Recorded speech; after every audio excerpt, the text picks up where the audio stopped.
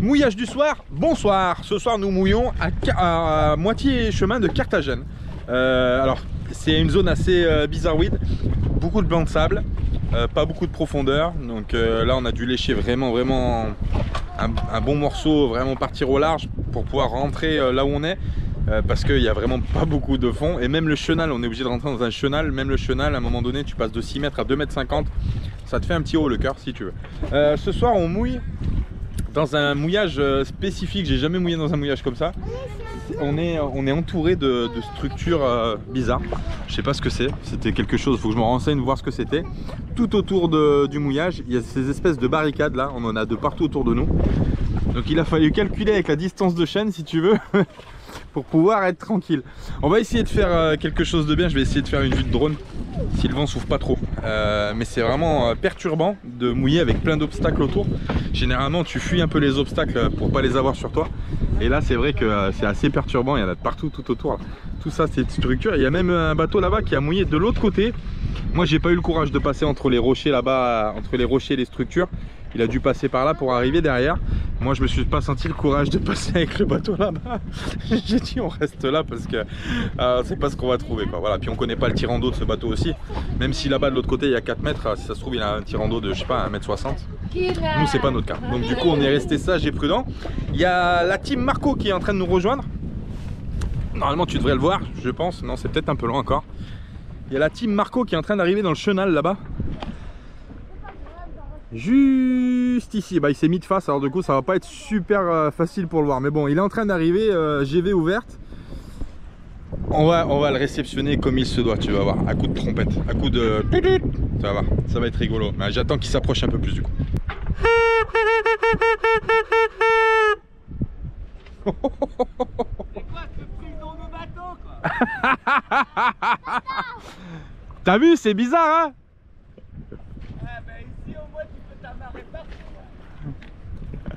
C'est bizarre, hein, t'as vu? C'est vraiment chelou. Hein. Je sais pas ce que c'était, ouais, c'est bizarre. Mais ça fait des petits mouillages sympas.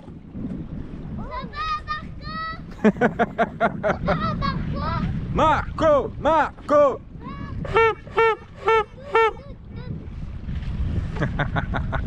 Bon allez, on va le laisser s'ancrer, il va passer derrière nous, puis du coup il va se mettre de l'autre côté.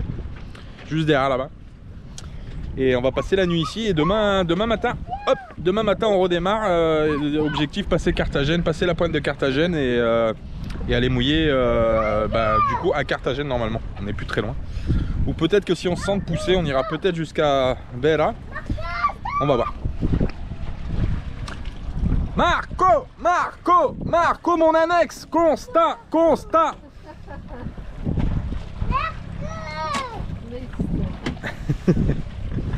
Regarde ça le pilotage là, regarde-y comment il manœuvre. Oh ça fait une image de fou ça. Hop. Attends, je vais me mettre là avec le soleil là. Wow.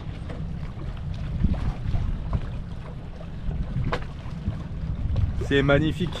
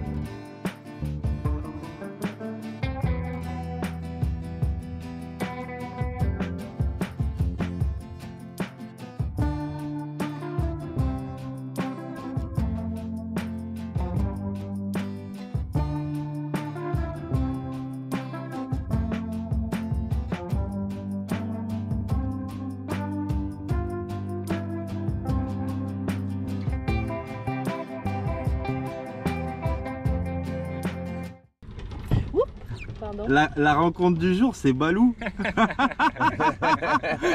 Délire. Oh punaise. Et du coup, elle a abordé l'annexe direct. C'est cool. Il faut des œufs, il faut des œufs. Oh, le délire, super. Et ben on a croisé Adrien et son beau bateau de 14 mètres en fer. Ça c'est... Qu'est-ce qu'il y a? Il fait très beau. Du coup on est passé au bateau et tout, c'est super joli.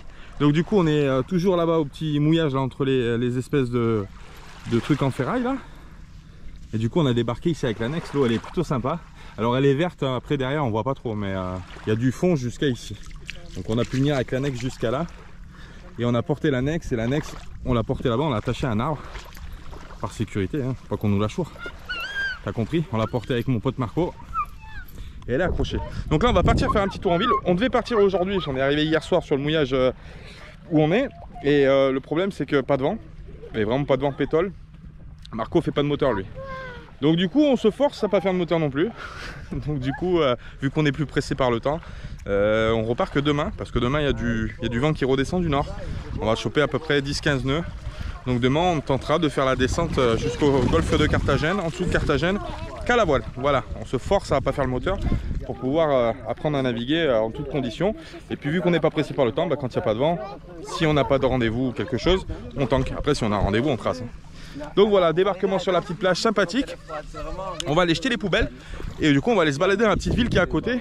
Je sais pas ce que c'est, je sais pas ce que c'est la ville ici en fait. Le mouillage porte un nom spécifique, mais je sais pas comment ça s'appelle. Bon, on va y aller. Du coup les petites sont dans l'eau, sont contentes. Bon allez, c'est parti les pirates. En route, mauvaise troupe, comme disait ma grand-mère. En route, mauvaise troupe.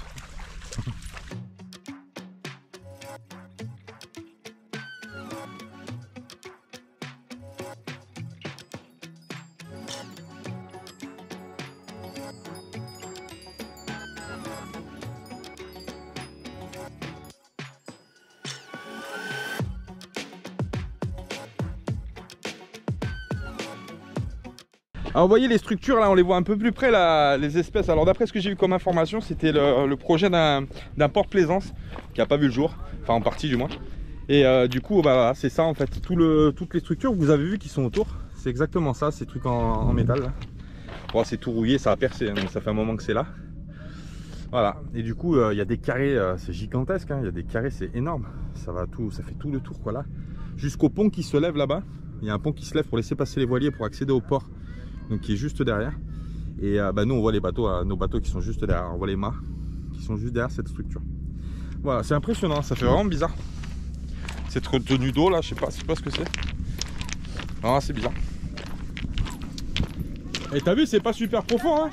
Non, là au bord, pas trop. Après je pense qu'ils devraient mettre des caisses flottants, tu vois. Ouais, peut-être, ouais, un truc comme ça, ouais. Ouais, franchement, il y en a tout le tour, même là-bas, hein, il y en a tout le long. Ouais, ça fait des sacrés carrés. Hein. Ça aurait fait un balai de port. Ouais, franchement, le port était gigantesque. Quoi. De bateaux, ils rentrent. Voilà. Regarde, elles sont un peu rapides, Marco, regarde. Ah, c'est du granit, ça. Je cherche une pierre plate, tu sais, pour faire tayamoun, là. Ah, c'est pas ça qu'il faut prendre. Non, mais regarde. Ça, c'est bon pour te frotter les pieds, ça. Ouais, mais il faut quand même un peu plus. Cherche. Une éponge, non? Ouais, je voudrais pas chercher une pierre lisse, mais. Sinon, j'y vais. C'est du quartz, je sais pas. Le couteau. Le couteau Allez, les de filles. la survie, moi, je fais. Non! Oh là là, elle a failli. Fais attention là où tu vis. Tu vas faire cuire les poissons. Tu vas assommer ta sœur là. Bon, allez, let's go. On va partir du coup en ville de l'autre côté. Il faut suivre le petit sentier comme ça. Tac, tac, tac, tac, tac. Et puis on arrive de l'autre côté en ville, hein, derrière cette petite colline là, il y a la ville.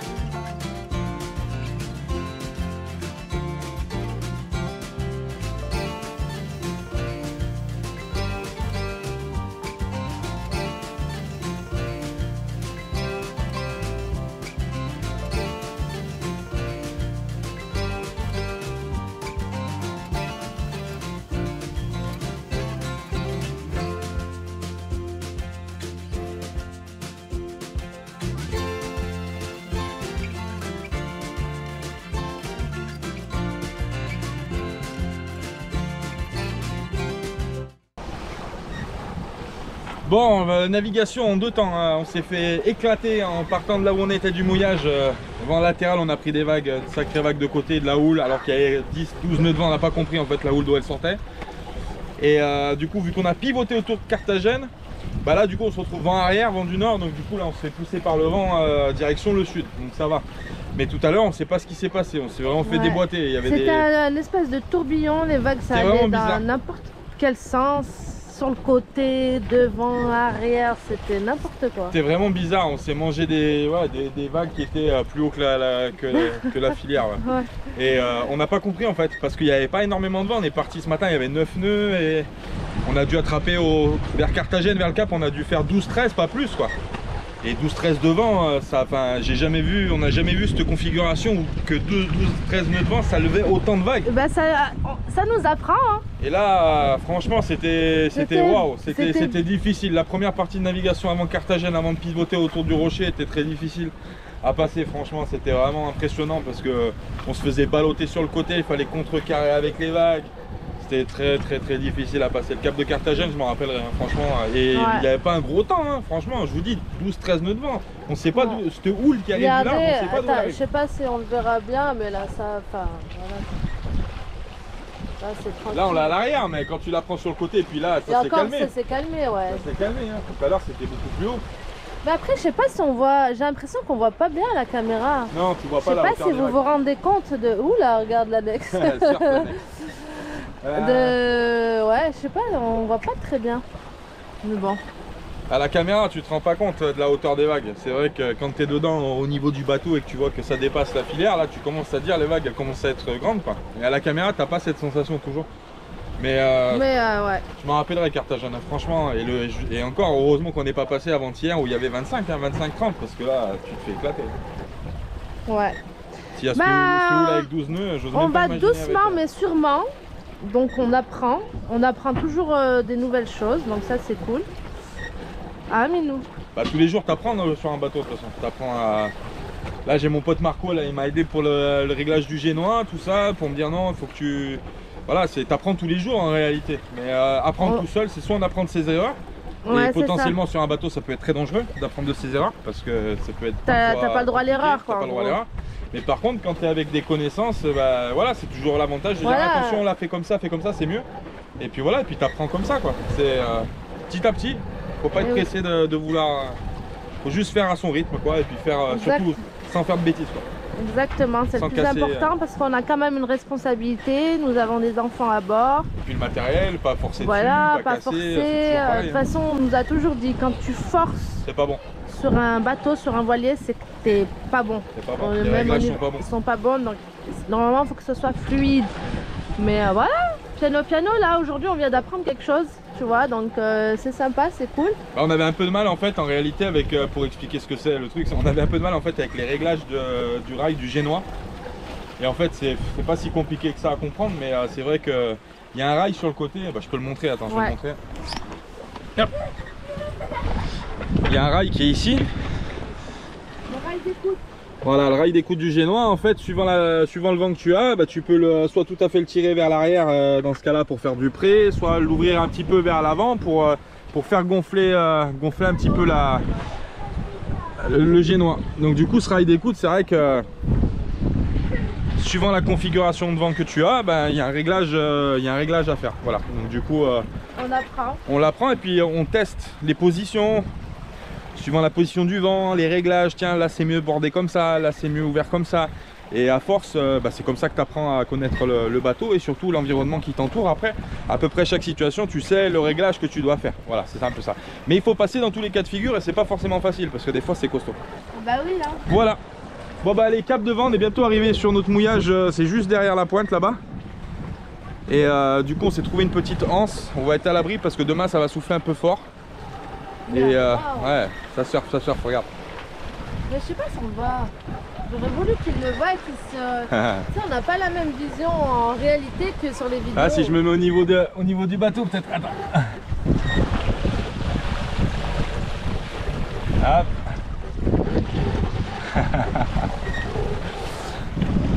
Donc voilà, bon allez, direction go le mouillage, puis on vous dit à tout à l'heure pour la suite. Bisous bisous.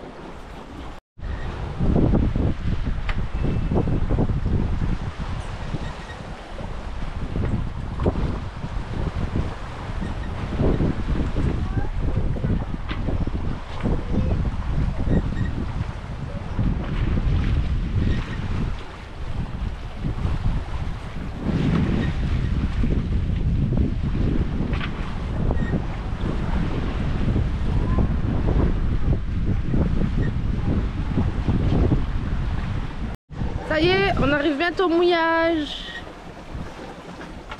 Les gants parce que ça me bousille moins les mains quand il faut border ou... Comment on dit déjà? Choqué ou Voilà, choquer ou border, enfin bref. Ça me fait moins mal aux mains, donc j'ai toujours les gants.